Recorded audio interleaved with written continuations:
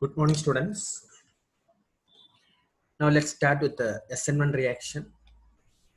SN1 reaction is also called as substitution nucleophilic unimolecular reaction.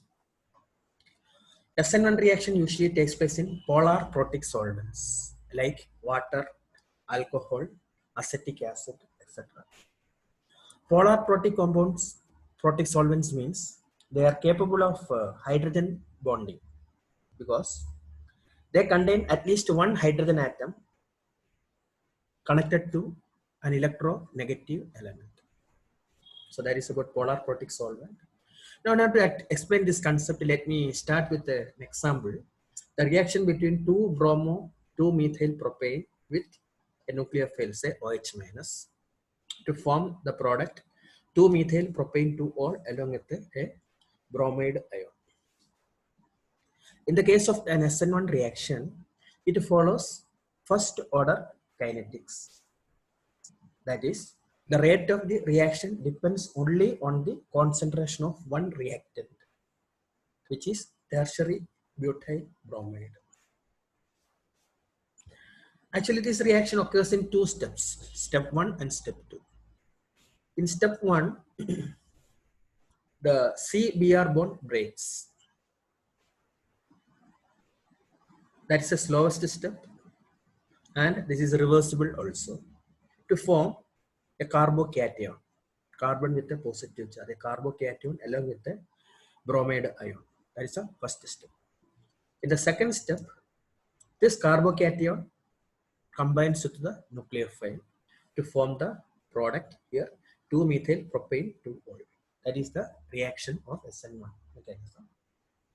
Then we know that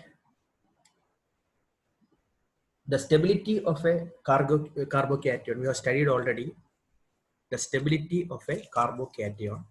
Those who have a doubt regarding carbocation and its stability, I request you go through the 11th standard portion once again.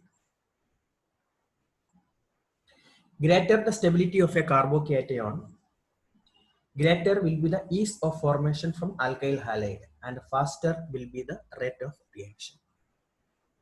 So in the case of a tertiary alkyl halide,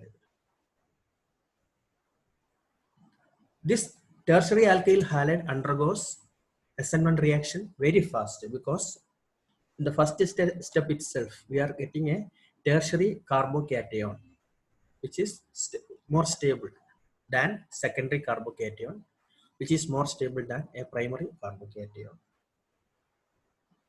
So that is about SN1 reaction. So when you're writing, all these points should come like step 1, step 2, polar protic solvents, then cleavage of this C-Br bonds, and the attack of this nucleophile, then the stability of a carbocation. All these points should come there. Now, let me explain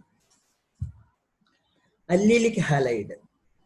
Allyl chloride, for example, when that halide ion is removed, we are getting a carbocation here. So, allylic halide, when that halogen is removed, that carbocation is here.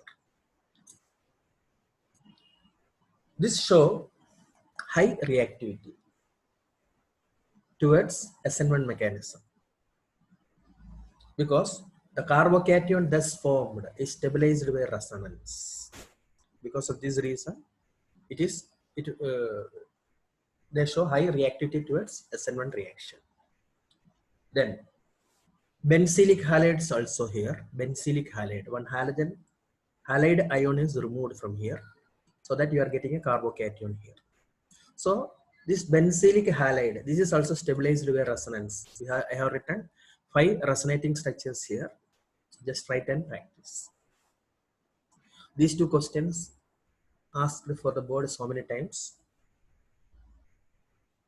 Then for a given alkyl group, the reactivity of the halides follows the same order in both the mechanism. That is, alkyl iodide is more reactive than alkyl bromide, than alkyl chloride and alkyl fluoride. So this is about SN1 reaction. and the reactivity of allylic halide and benzylic halide towards SN1 mechanism. Now students, example 10.6, solved questions are there.